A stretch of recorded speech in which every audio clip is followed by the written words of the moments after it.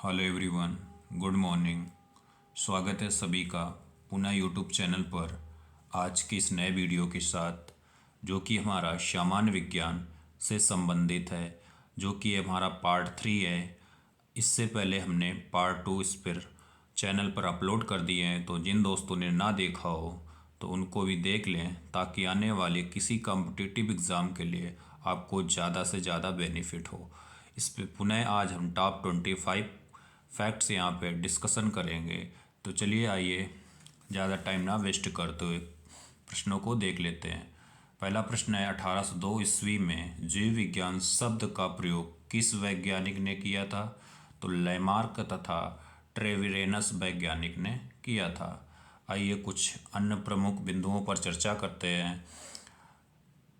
वनस्पति विज्ञान का जनक किसे कहा जाता है? तो थियोफ्रेटस को।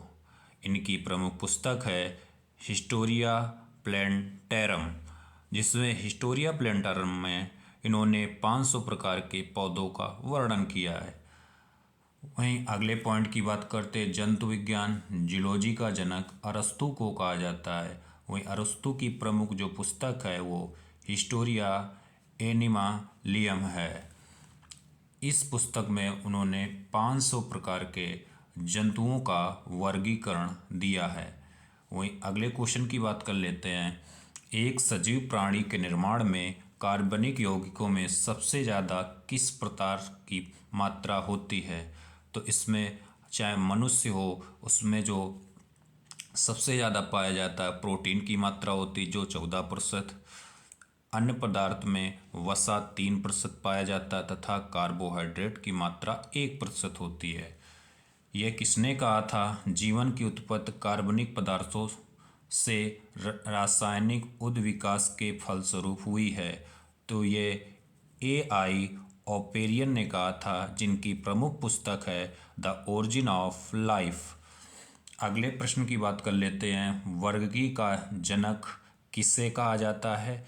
तो वर्गकी का जनक जो है कैरोलस लीनियस को कहा जाता है।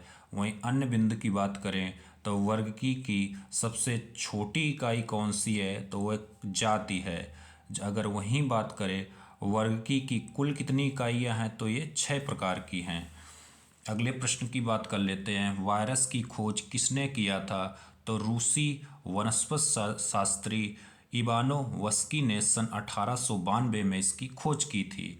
वहीं ये भी प्रश्न पूछे जाते हैं, वायरस किसके बने होते हैं? तो ये न्यूक्लियोप्रोटीन के बने होते हैं।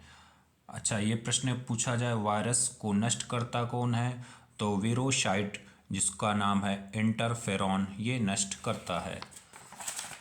आओ कुछ अन्य बिंदुओं पर चर्चा कर लेते हैं। कह रहा, सूर्य की ऊर्जा पृथ्वी तक किस रूप में पहुंचती है? तो सूर्य की जो ऊर्जा पृथ्वी पर यह विद्युत चुंबकीय तरंगों के विकिरण द्वारा पहुंचती है। वहीं बात करें सूर्य की ऊर्जा का प्रमुख स्रोत क्या है? तो हाइड्रोजन परमाणुओं का नाभिकीय संलयन। वहीं अगर बात करें सूर्य की या प्रकाश की चाल कितनी होती है, 3 × 10⁸ मीटर प्रति सेकेंड होती है। ये भी बात आप लोग ध्यान रखेंगे। अन्य बिंदु की बात करते हैं, अन्य बिंदुओं में ब्रह्मांड का अध्ययन क्या कहलाता है? कॉस्मोलॉजी। वहीं अगर पूछे द्रव्यमान संरक्षण का सिद्धांत किसने दिया? तो लैवोसियर वैज्ञानिक ने 1789 में दिया था। अगले पॉइंट पे बात करते हैं, द्रव्यमान ऊर्जा संबंधी समीकरण जो E = mc² का प्रतिपादन किस वैज्ञानिक ने किया था? तो आइंस्टीन ने। वहीं आइंस्टीन ने एक और नियम दिया था जिसको कहते हैं सापेक्षता का सिद्धांत, जो काफ़ी बार एग्जाम में पूछा जाता है।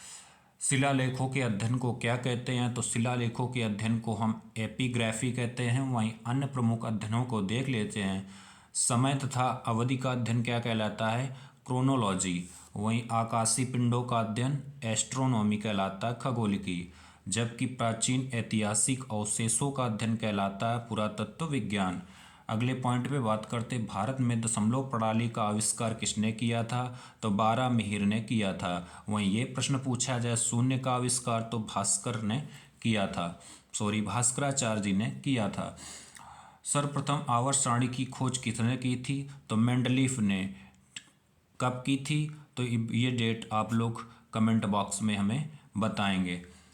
अन्य प्रमुख बिंदु की बात करते हैं तो आधुनिक आवर्त सारणी की खोज किसने की थी? तो मेंडलीफ ने। कब की थी? तो 1913 में की थी। वहीं बात कर लेते हैं जो आधुनिक आवर्त सारणी है ये परमाणु क्रमांक के बढ़ते क्रम में बनाई गई है। वहीं आधुनिक आवर्त सारणी में तत्वों की ज्ञात तत्वों कुल बात करें तो 118 है, जिसमें ये ध्यान रखना 92 जो तत्व हैं 118 में ये प्राकृतिक हैं, बाकी कृत्रिम है जो मनुष्य द्वारा बनाए गए हैं। ठीक है, जो ये मेंडलीव की आवर्त सारणी थी ये परमाणु भार के बढ़ते क्रम में बनाई गई थी, जो कि गलत साबित हुई। वहीं अन्य बिंदु की बात करें, सर्वाधिक आघात वर्तनी तत्व कौन सा है? तो ये अपना सोना है। ये भी बात आप लोग ध्यान रखें। उम्मीद करते हुए दोस्तों वीडियो पसंद आया होगा। तो जो दोस्त अभी इस चैनल पर नए हों तो चैनल को सब्सक्राइब कर ले इसी तरह के वीडियो पाने के लिए। तो मिलता हूँ दोस्तों कल नेक्स्ट वीडियो के साथ। जय हिंद।